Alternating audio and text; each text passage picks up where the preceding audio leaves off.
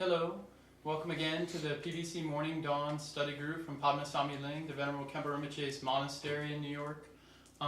Today we'll be doing the final chapter of their book, The Buddhist Path, which is entitled Questions and Answers. It's chapter 21 and it begins on page 103. So thanks so much for joining us. We'll do our usual opening prayers and then we'll begin the discussion. Thank you.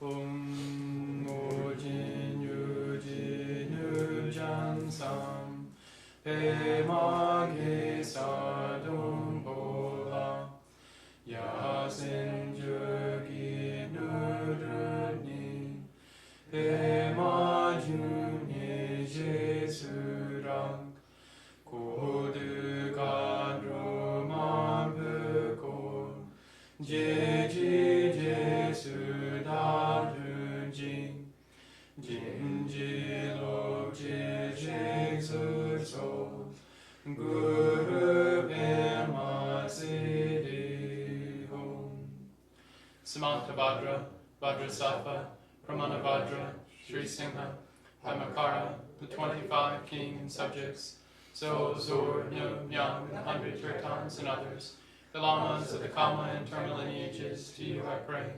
The supreme tradition of the glorious Buddha Padmasambhava, which is the essential, extraordinary view and doctrine of the early translation school, you keep alive and spread by the light of wisdom. Lord of Dharma, great Khenpo, I pray at your lotus feet.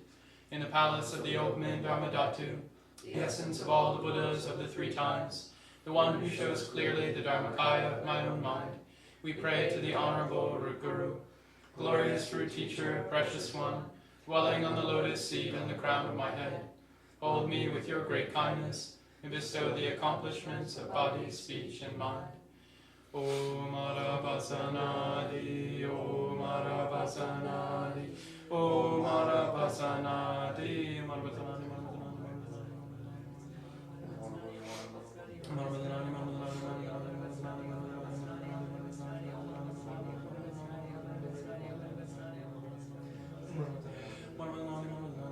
Om Arabasanadi.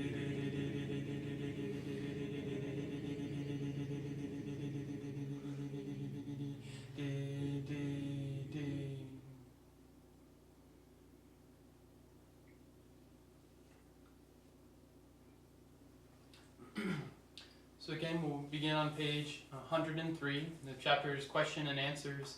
And since this whole chapter is just a series of question and answers, that I'll just go through and summarize about half of them, and then we'll go to our first topic of discussion, and then we'll summarize the second half, and then have our second topic of discussion. So beginning on 103, someone asked the Rinpoches, what do you mean by sentient beings? And Rinpoches replied, We are known as sentient beings because we have consciousness, or mind. Specifically, all sentient beings have the 6th, 7th, and 8th consciousnesses, otherwise known as dualistic consciousness, klesha, afflicted emotion consciousness, and alaya, storehouse consciousness. Among the 6 types of sentient beings, human beings are highest because their minds are highly developed. Among human beings, it is possible to develop our mental capacity further than we might expect, revealing more and more of our inner wisdom and its power. Then there's another question where someone asks, how are emotions related to mind? Rinpoche's reply, emotions are part of the relative level of mind. Mind can be divided into at least 52 mental events, including the negative emotions, which all come from ignorance. Negative emotions keep the mind from remaining in the natural state. They come from imbalanced, confused mind, which is always unstable and changing. The third question, if you maintain a clear, empty mind for a month or a week, is that enlightenment? Rinpoche's reply, on the relative level, all the meditation practice you do gets you closer to enlightenment. It purifies negative emotions and reveals your natural goodness qualities, but don't expect to become completely enlightened after a short period of time, like a month or a week. The following question is meditation the only way to reach enlightenment? Rinpoche's reply, meditation is very important for realizing enlightenment, but we would not say that it is the only way. There are different ways to meditate. The Buddha taught many techniques for reaching enlightenment, and they're all based on concentration and discipline. Then according to Zocchen, to reach enlightenment, we have to recognize the nature of our mind and maintain this recognition uninterruptedly. When there is no longer any grasping that could possibly interrupt our abiding in the natural awareness, then we're enlightened. Fifth question, do you have any advice for when you realize that you have done something unkind? Rinpoche's replied, the very moment of recognizing a negative action of thought is the first step, the very moment of recognizing a negative action or thought is the first step to purifying it. First you recognize it, which puts your mind into a greater balance and reduces the tendency of that act to happen again. Then you consciously decide not to act that way again. In addition, if you've hurt others, you can do meditation practices for them related to the 6 paramitas. The first 4 paramitas increase the positive energy or merit for yourself and others. Concentration tames your mind, and wisdom reveals the inherent absolute nature of everything. In Vajrayana, all of these 6 paramita practices are combined in the practice like a meditation on Vajrasattva, which is particularly helpful to purify negative emotions. Then someone asks an additional question of Khenchen Palden Sherab Rinpoche. Khenchen Rinpoche, they asked him to describe his training. And this is on pages 105 and 107. And since the answer is a bit long, I kind of just really quickly summarized it. So it said briefly, Khenchen Rinpoche started learning to read at the age of 4. At the age of 7, he began learning and memorizing certain rituals. From the ages of 7 to 12, he studied history and biographies of the Buddha and Guru Padmasambhava. From ages of 12 to 21, he went to Rinpoche Monastery to learn the 5 major and minor sciences, so the 5 major and 5 minor sciences, including Theravada, Mahayana, Vajrayana, and Zocchen. At the age of 21, after his studies at Rinpoche completed, he fled Tibet with his family. In 1965, Khenchen Rinpoche was asked by His Holiness Dudjom Rinpoche to attend a conference of Tibetan scholars and masters for 1 year, to keep the lineages and cultures of Tibet alive. In 1967, Khenchen Rinpoche helped establish the Institute of Tibetan Studies, and then from 1967 to 1983, Khenchen Rinpoche served as the head abbot and main professor of the Nyingma department of the Institute.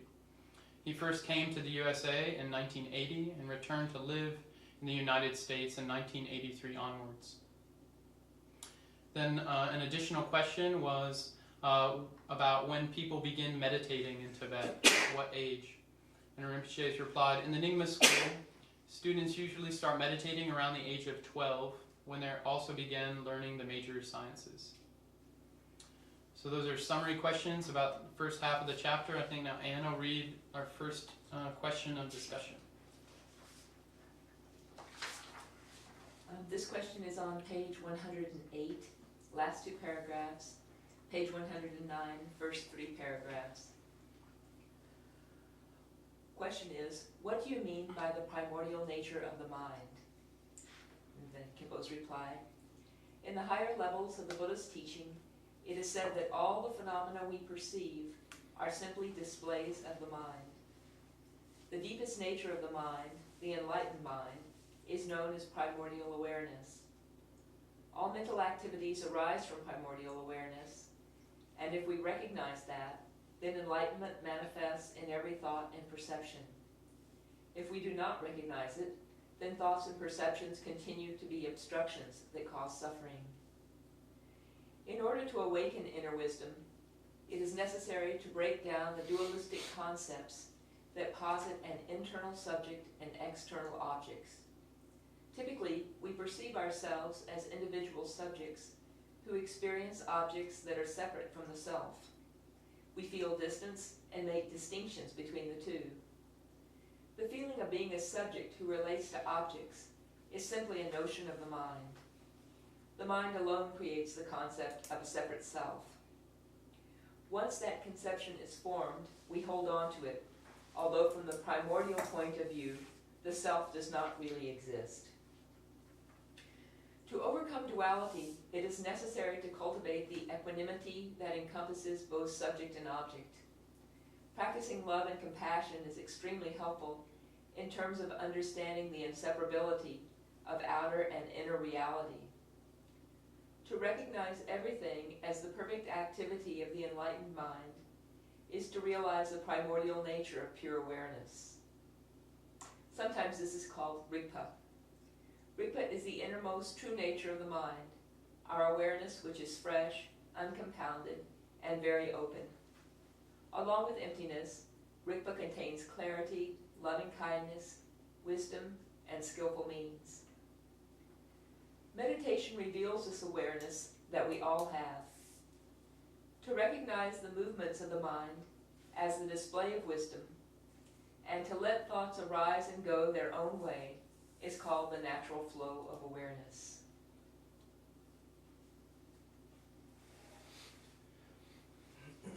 So they really said a lot here.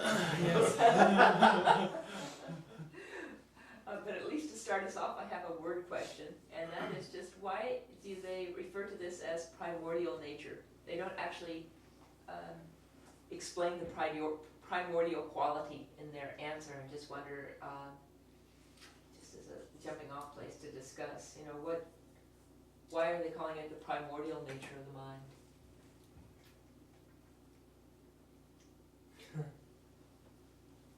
What do you think, Andrew? Well, it seems like they do mention in the question, like they say, to recognize everything as the perfect activity of enlightened mind is to realize the primordial nature of pure awareness. So it seems like they're talking about pure awareness,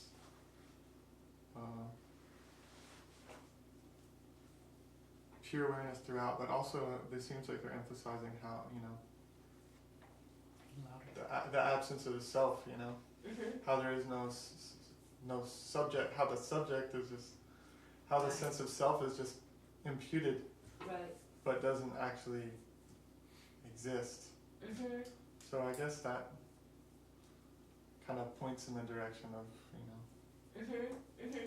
So if what we, in other words, if what we take to be, if what we always take to exist, our story, like we were talking about, I think earlier today, I am this and you are that and everything is like this because that's the way I see things, that if we take that as our point of departure, then we're not really, uprooting the, that basic fundamental idea that it's a display of the primordial nature. Right. Instead of just, that's the way it is. Mm-hmm. Mm-hmm. Yeah, or like the idea that what they're talking about here is original nature, and they're talking about the self. It's almost like just something that's added on top. It's like a fabrication, a creation later, something like that. Yeah. Which is such a radical notion in terms Of reality. of the Right. the way that it seems like. At least I know I experience it that way most of the time. Right. Yeah, I remember one time having a conversation with my son when he was young. He was about 11 or something, and I was talking to him about egolessness, and he said, "Sorry, Mom, I'm right here. I exist. I'm sorry, you can't tell me that I don't. And that's just how we are. That's our natural point of view. Maybe not natural point of view. Maybe that's the wrong word, but Yeah. Even in Western philosophy, I think it's that same way. Like that Cartesian bedrock of Western philosophy, I think, therefore I am. Or I doubt, therefore I am. It's that sense of I or ego, that me is as being here doing an activity, thinking, doubting. That's undoubtable. Because I doubt, I must be here to doubt. I mean, because I see things, I must be here to see things. If there are objects to look at, there has to be a looker.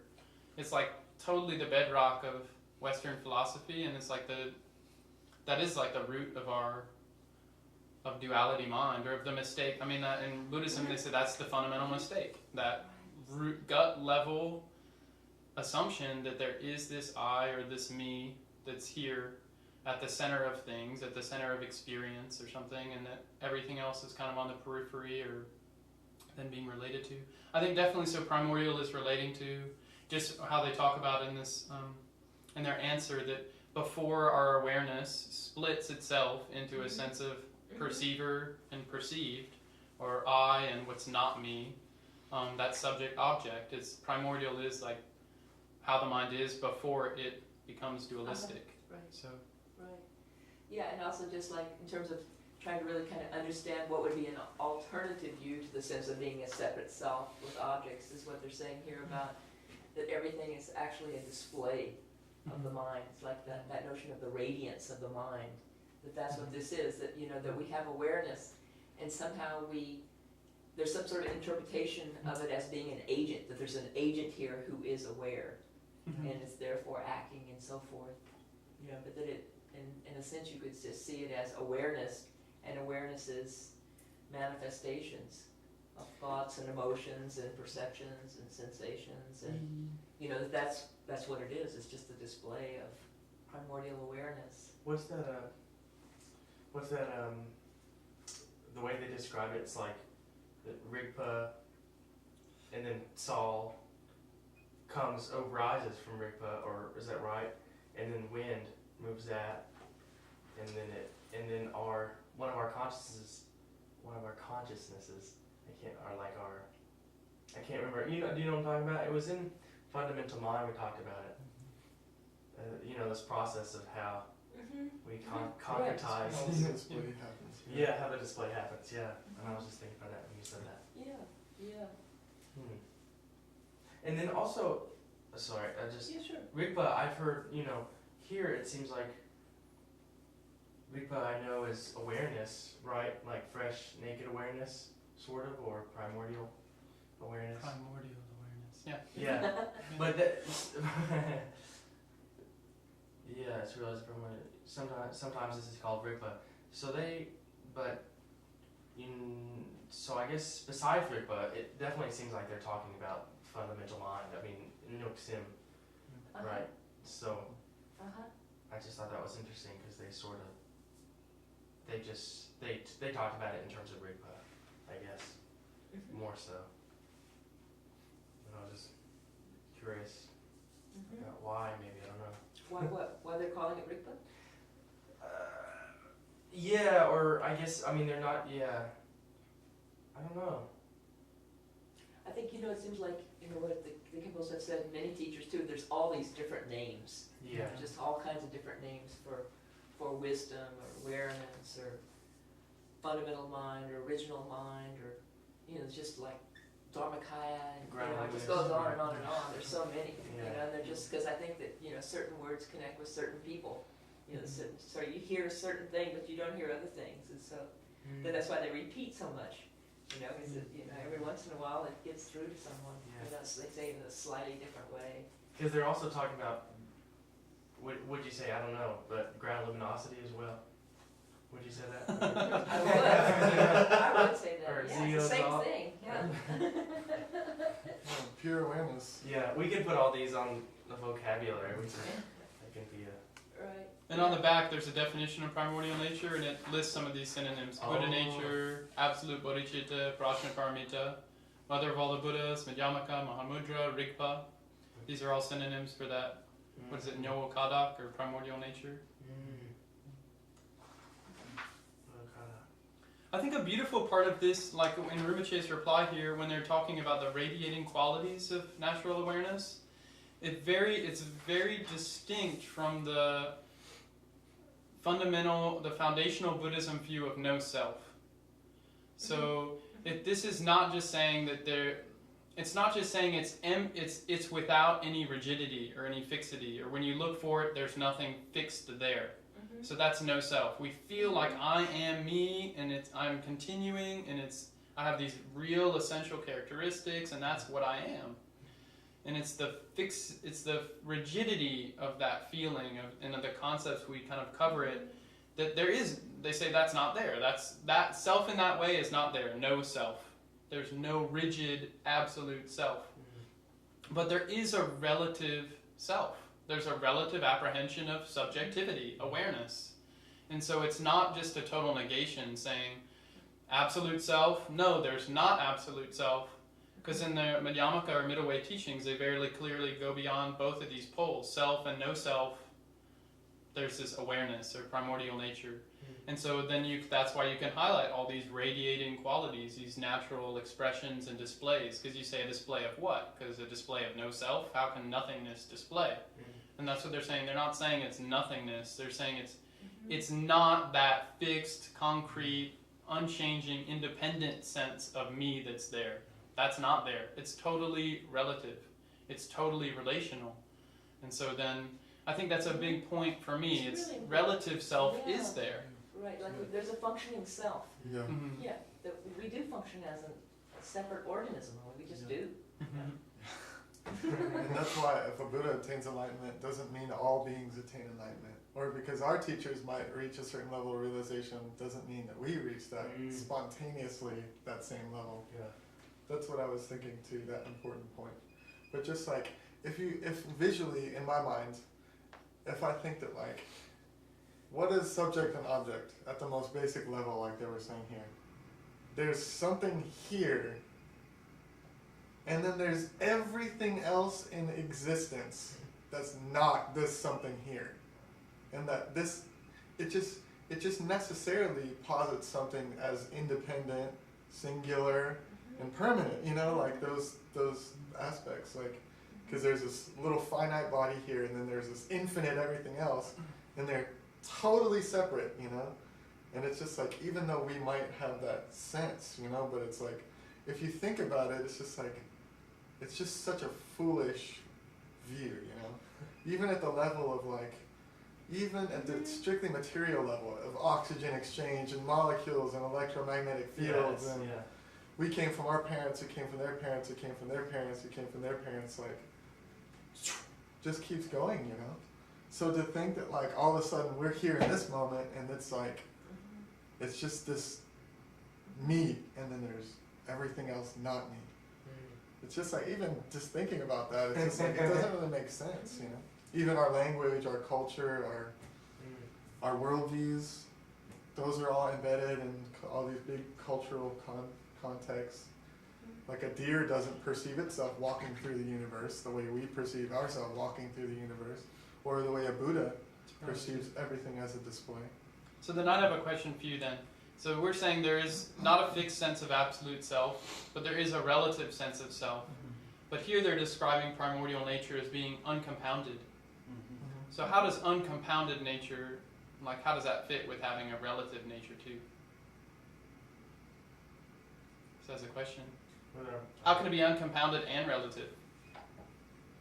I think even when you look at the sky, you can see things fly through it, and that's kind of a gross example. You know, even if there's that aspect that is, you know, spacious, vast, luminosity, you know, all these beautiful qualities, there's still those aspects that kind of rise within it. And you know, if you, particularly with human consciousness and faculty, there's an arc that gets traced, you know, and that you can see, because I mean, just because, you know, everything you know, doesn't have a fixed self doesn't mean that stops causes and conditions. You know, you're looking at that interdependence. You're looking at how those things arise together still. And so, but even, you know, looking at that, you still recognize, okay, you know, yeah, it arises together, but even that still has that aspect where it came, it's going to leave. But they say the primordial nature is right, unchanging. and that's what I was So about it doesn't to say. come. It doesn't leave. And that's what I'm saying. The relative quality comes and leaves, but still at that base, there's still that awareness. There's still that luminosity. Where's that base? Well, you're not going to find it. It's the cloud. It's the iCloud. I guess it should say the You can't find the it. infinite iCloud. It's in our heart, right? In like. But isn't it? Don't they say Alaya I don't know. I mean, go ahead. as the basis of, you know, pure Alaya, Dharmadhatu. or just of those 8 consciousnesses? Pure alive. That there's Or movement. primordial nature. That the nature of awareness is awareness. I mean, the experience. There is awareness happens, or whatever, you know, beyond words. But then, as movement of that, the different displays arise spontaneously from that. And we take as them as a- real, or take them as concept, or. Well, whether you do or not, I Yeah. think that happens. You know, that you could gradually train so that you don't, Mm-hmm. you know. Because not everything has sentience. And see, that's why I've always been a little confused on this, because it seems like I know that the teachings say uncompounded, but then they say wind. but they say that the wind is always associated with awareness. There's subtle wind. Mm-hmm. So it seems like that subtle wind is material. Movement. It's movement, like a subtle. They say it's like a subtle form. It's like this. I think they describe it more as speech. If you have body, speech, and mind, mind is this uncompounded, intangible, limitless awareness, and speech is this arising quality or this knowing quality. And then as it distills more and more and more tangible forms, you have body. Yeah. So these more outer appearing objects, it's appearances or objects, tangible things that can be blocked or that block. So wind is more that intangible. It's like a semi-form, not mind, not body. It's in between. It's form or semi. It's like semi-form or semi-mind or something. And so it's still. It doesn't. I mean, they've said before. It's a subtle. If you had to class it as either being subjective awareness and objective, subject and object, it's like a really, really subtle object. But the object isn't a concrete entity. It's movement. So you can't say movement is a thing. Movement is what things do, what they appear to do. So where is uncompounded mind? It can't be grasped. It can't be pinpointed. That's the crazy thing, you know? It is crazy. It's so But crazy, isn't it? It's so fantastic in terms of like that we were talking the other time about mystery and sort of magic. I mean, it's so magical, isn't it? That all this is appearing and yet it really doesn't have any true existence. Yeah. I mean, it's incredible. Yeah. It's totally amazing. You know, that whole thing of that things, because we do have this tendency to think that, well, either things exist or they don't exist. Yeah. Do you know what I mean? That you have to actually Yeah. look into it. Do you know what I mean? Really, really look. And then you can start to see that, like what you were talking about with relative level, that this is the nature. It's that there is this uncompounded nature that is manifesting as all these relative things. It's interesting too, because particularly when you look at the relative, it couldn't manifest without that absolute quality. If there was an inherent quality to it, there'd be no change. They wouldn't be able to, arise and fall, because there would be that staticness. So you really start to see that indivisibility. Yeah, it's just a mystery. Like you have the notion of the three kayas are always there together. Yeah. So you have that dharmakaya, uncompounded, awareness, emptiness, quality that's there. But then all of the compounded stuff is there too. Yeah. It's very mysterious. Yeah. It's really. And then you think about in the teachings, how they say beginningless. Like, we have been experiencing this display forever. That's what the teachings say, Beyond concept. Well, it's really beyond concept Beyond of concept, time. yeah. Yes, beyond the concept And of time. but I mean, even in terms of past lives, how many, like the Buddha, one time I was this and that and this and that. Forever, I mean, it just keeps going. He said, I look back and didn't see a beginning, But just that notion of the continuity of the seeming in the world of time, the seeming just continuity of experience. It just keeps going. Like I think I mentioned one other time, like Robert Thurman said when he translated the Tibetan Book of the Dead, he said, I discovered something that maybe everybody else already knows. There are no dead people. We're all dead. Yeah. We're Don't already freak out, dead. everybody. It's like a dream. You've heard this before. We all have a dream, a bubble, an illusion, a movie, a hallucination, or we're all dead. What do you mean there's no dead people? We're all dead. But that's his Even point, the idea of being a person is not. Yeah, like if there's no life, if life doesn't really have a solidity, then neither does death, then neither does the space in between life and death. It is so magical, Yeah. You can see how when somebody wakes up, I think it seems like an appropriate metaphor, like waking from a dream. Yeah, totally. Because it's like to really see the dream and know that the dream happened, quote unquote, but that it's just like not the way you think it did, not the, it must be so interesting.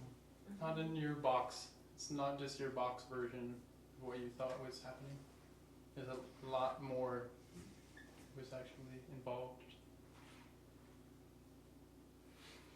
Yeah, I'd just like to go back to just one other thing in terms of what you were saying.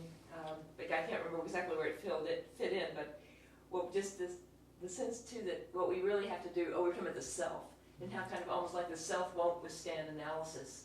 You know, that it's just so important to really look into things, whether you're doing it through an analytical way or trying to do it direct perception in your experience while you're meditating. But it seems like so much of what the Buddhist approach is looking, you know, really looking into things, you know, really coming to know for yourself the way things are in terms of just all these things that you were saying, that it's such a kind of a crazy thing to even think that you could be totally separate and everything else is out there. But if you really looked into it, then you would realize it isn't that way. But just the key thing of actually really looking. I love that. I know in the Madhyamaka book, it talks about that, you know, just the self doesn't stand up against real analysis, you know, I mean, you know, yeah, I love that. Yeah. And that being a definition of even relative truth, right? Or That's that right, which it is Yeah. seems solid only when not examined. No, not closely examined, yeah. Yeah.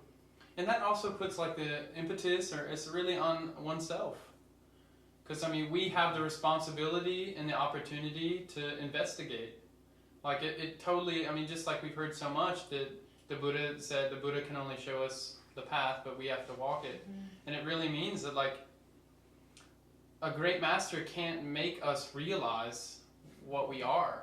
Like, they can set up so many wonderful, auspicious conditions, like an empowerment ceremony or like some direct kind of just how they can communicate in such skillful means. But when it comes down to it, our awareness has to recognize itself.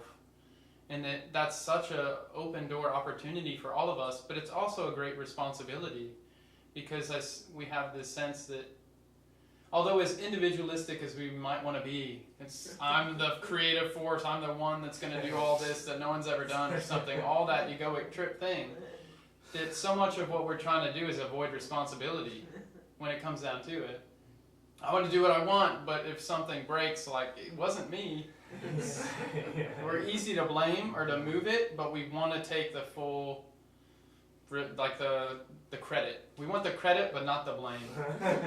And so it's interesting, that opportunity that investigation poses, or that like any scientific, really thorough analysis poses, that we have to look. If we don't look, it's our fault. If we do look, we get to reap the benefits of doing so too.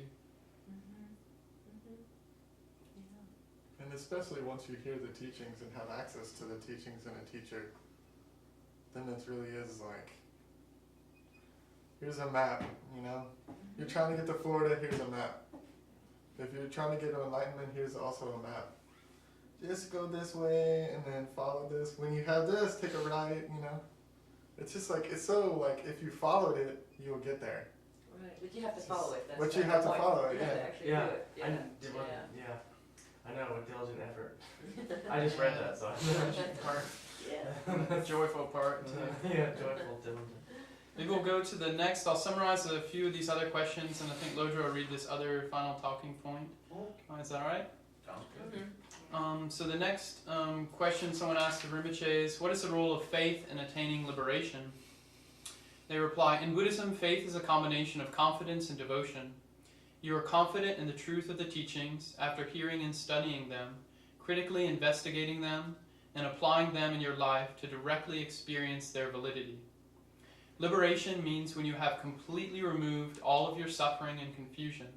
This happens within your own mind when you eliminate all of your mistaken ideas and habits and have complete power over your own mind.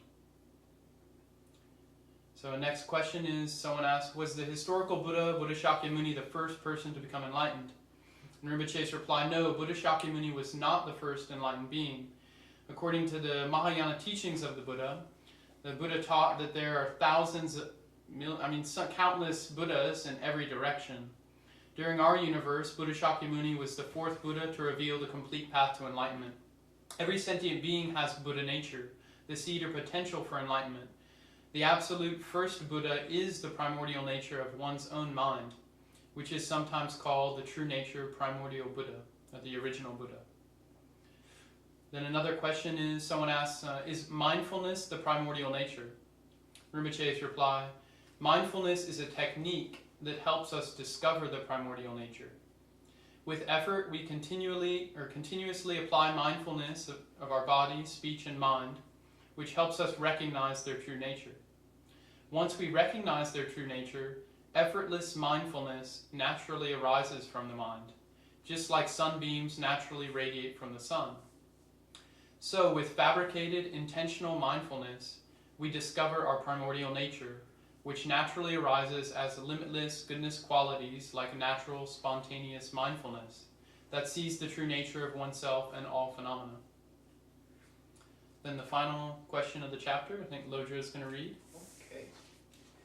What is the relationship between Zocchen and bodhichitta?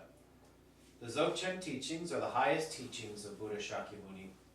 From the Zocchen point of view, everything is totally equal in one profound state, without duality and distinctions. Zocchen is the ultimate view of the true nature of mind, which includes love and compassion.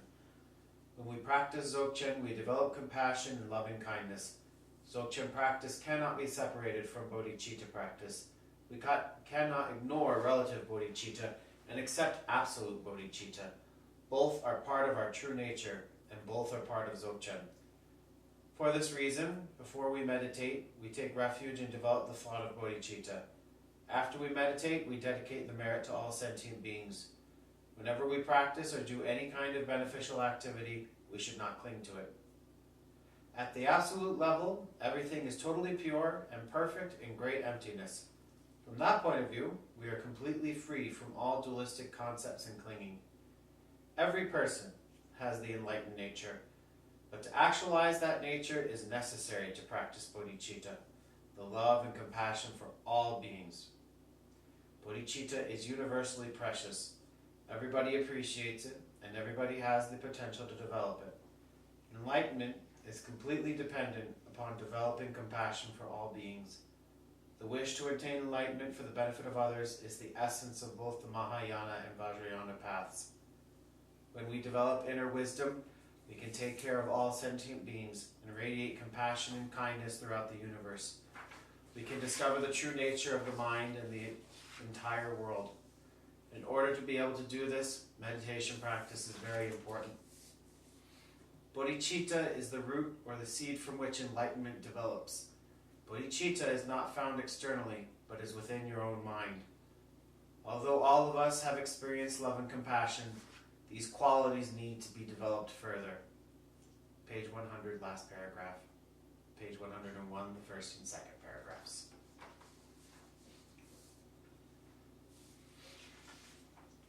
Beautiful.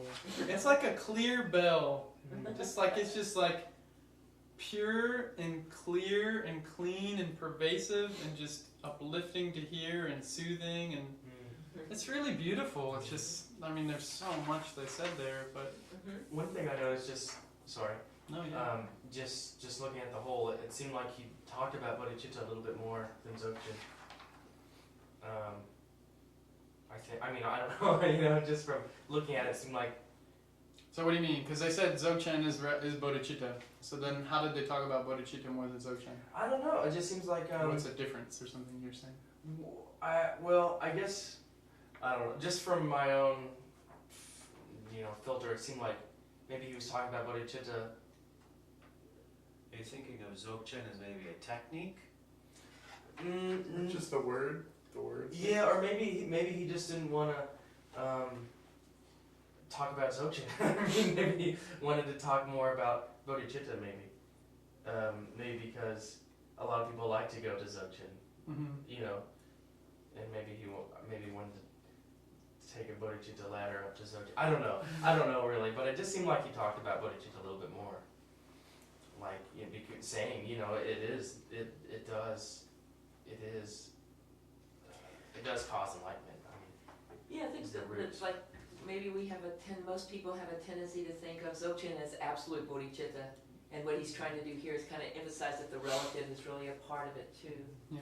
And he said both, yeah. And exactly how would somebody say that the relative bodhicitta really fits into the Zocchen? It is the natural radiating qualities of awareness. When your mind is totally balanced and not grasping in any mistaken way, it's knowing, radiating qualities are naturally loving, compassionate, just like they said at the end of this first section. Sometimes this is called Rigpa. Rigpa is the innermost true nature of the mind, our awareness which is fresh, uncompounded, and very open. So that's the absolute bodhichitta part. Then they say, along with emptiness, Rigpa contains clarity, loving kindness, wisdom, and skillful means, the relative bodhichitta part. Always together. Yeah, just in terms of what Dylan was pointing out, I don't think it's that they didn't want to talk about Zocchen here. I think they've already talked about it so much in this book that they were emphasizing more, well, how does the bodhicitta part fit in? So, yeah, no, that's good. That's very helpful in terms of seeing that previous discussion of Zocchen is broken down into these two aspects of relative and absolute bodhicitta.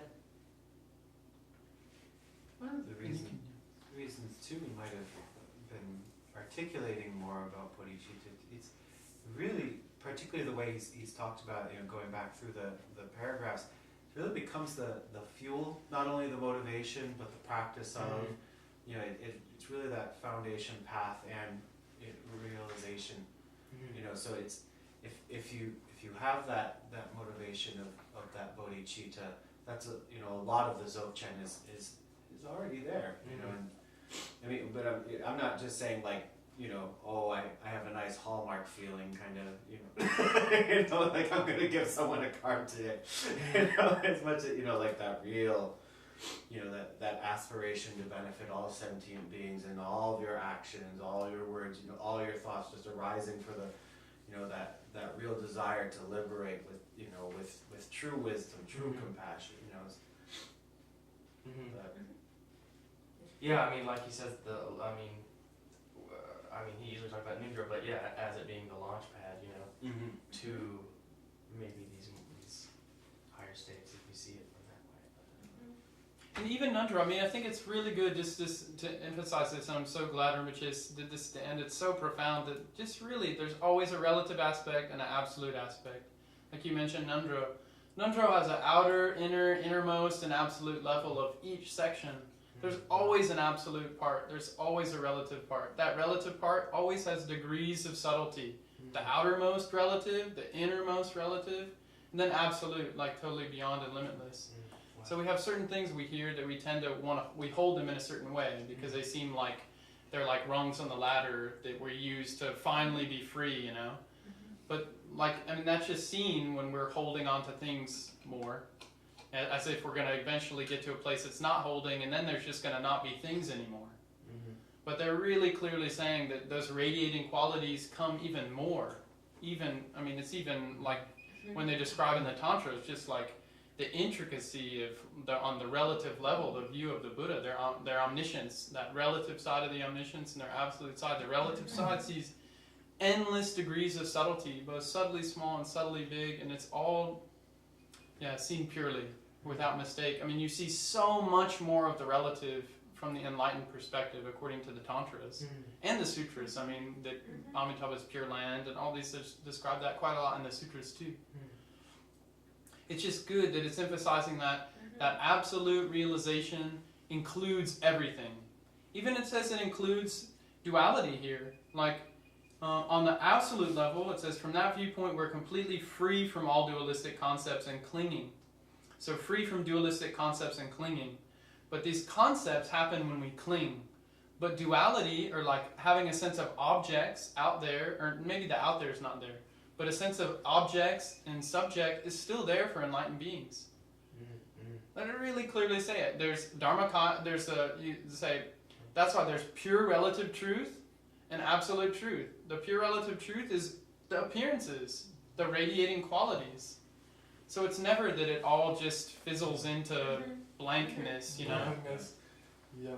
And I think too, along those same lines, when sometimes it seems like we have an idea of an enlightened being as someone who's just like an uncaring, removed, always still, never smiling, you know what I mean? Like uninvolved, basking in the he's like somewhere else. in this state of total nothingness almost, and it seems like we have that view of Detachment. Zocchen too. Yeah.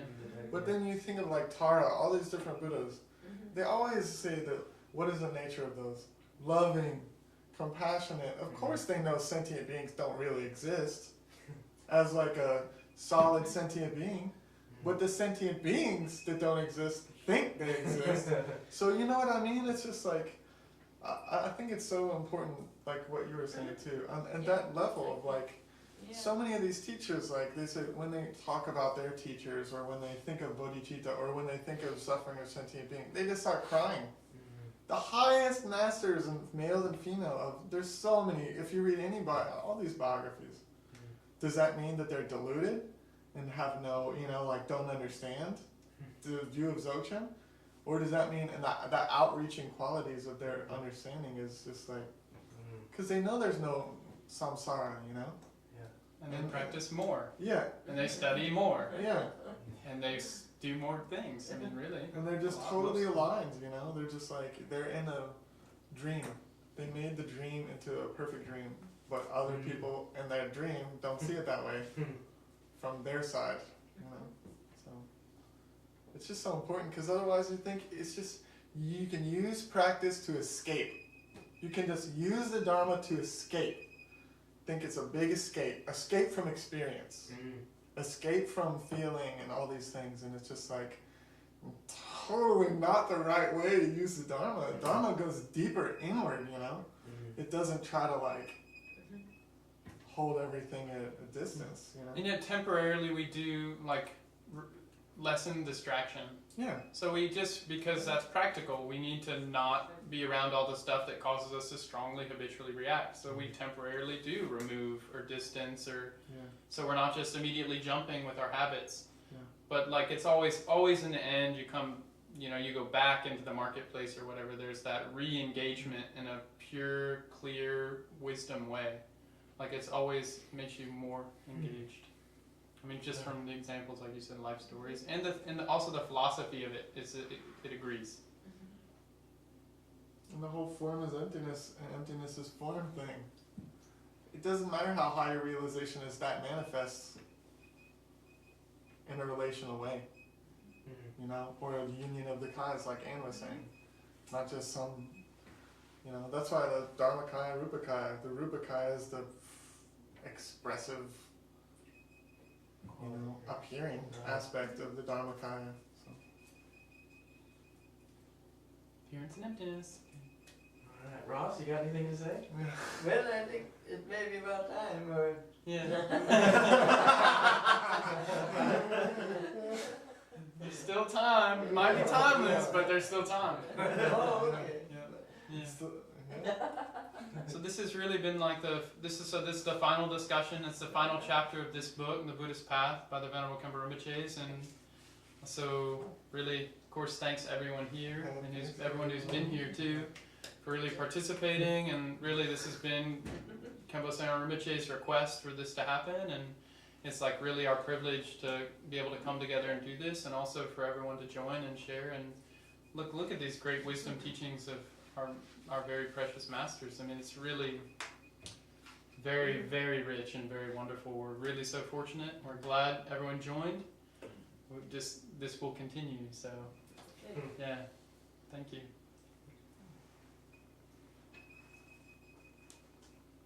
Om Swasti Vitsayantu Josum Sasum Chidu Pema Jun Nini So Dev Tu Je Du Jin Ji Kinchin Balin Sheram Tu Beku Nujo Dendro Zezanta Jin Jok Om Swasti Chuku Nanta Longku Chere Sing Chuku Bajum Yabum Du Je Tu Pela Bazan Jacho Yang Singha Dendro Pende Tandu Nu Sha Sho Ngadira We Ko We Shin Kamsu Bendan He Wa Malu Jun We Ni Shede Zi Wan Tenzin Jan Se Yin Shabe Gaje Badu Ten Jo Jing Om Swasti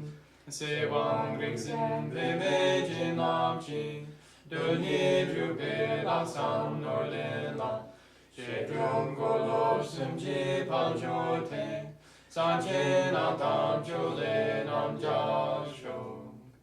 By this merit may all obtain omniscience, may it defeat the enemy wrongdoing.